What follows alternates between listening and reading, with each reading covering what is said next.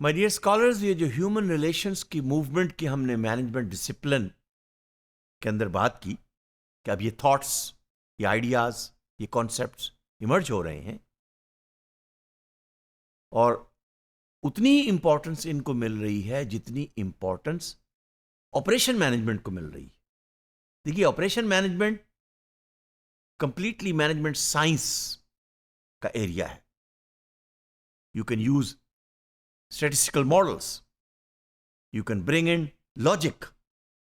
You can add more efficiency by bringing in the logic, adding to the machines. You can add more automation. But what we are talking here is the idea that people are also as important as machines.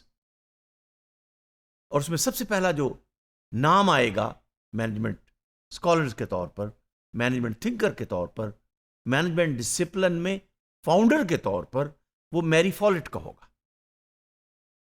She was the one who gave this importance that human working alone और working in the group is a social entity.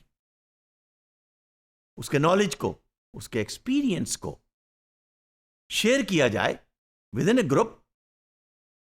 अब वो group of common interest भी हो सकता है, वो group of common production line भी हो सकता है, कॉमन असेंबली भी हो सकती।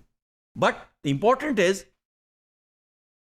The human relation is important and this is a new school of thinking in management. She call for breaking down the bureaucratic structure. अच्छा, bureaucratic structure, remember Max weber?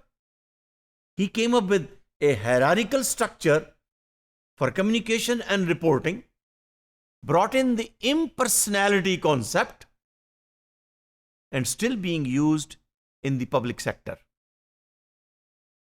अगरचे उसमें भी न्यू पब्लिक मैनेजमेंट का तस्वर आ चुका है। Singapore is one of the example where they have changed completely those hierarchical lines and reporting lines, so that the efficiency should be brought in when the ideas are shared between the people. So in other words, the process of dealing with the people and their knowledge and their experience are also as important as the machines. लेकिन बात हम कर रहे हैं 1920-25 की। It's 20th century. So she said that people are bound together in groups. They have invisible networks of common interest. और होते हैं। अमूमन आपने देखा होगा कि लोग वाटर कूलर के गिर्द खड़े होकर बात करते हैं, कॉरिडोर्स के अंदर खड़े होकर। These are invisible networks. So she was the one who gave importance that let's look at these invisible networks of human beings, because that also add to the productivity and profitability of the organization. Idea hai.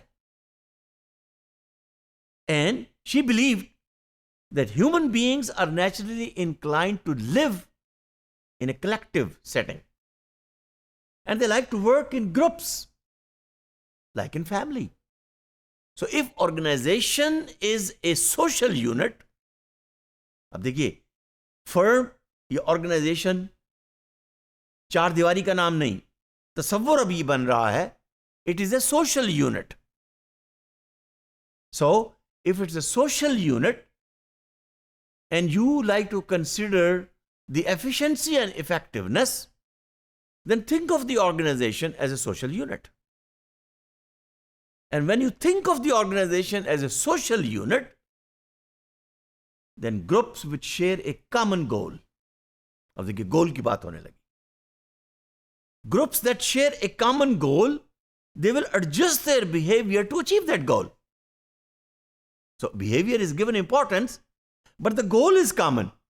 So to achieve that goal, the group will work in harmony. 1 + 1 will not be 2, it may be 11. Synergy पैदा होगी, energy के साथ साथ synergy पैदा होगी। She stressed on sharing one's own knowledge and integrating with the knowledge of the group, within the group, across the group. And at the same time, through her scholarly work, she tried to bring together social aspects and social groups of aspects to be given importance when you're talking about the structure of the organization, and giving a kind of environment where these groups can work harmoniously. इसका मतलब क्या हुआ? इसका मतलब यह है कि अगर आप पीस ऑफ माइंड देंगे इंसान को, लेस स्ट्रेस देंगे इंसान को, तो वो काम बेहतर करेगा. ये आइडिया है जो इमर्ज होने लगा. Will talk about that later. Thank you.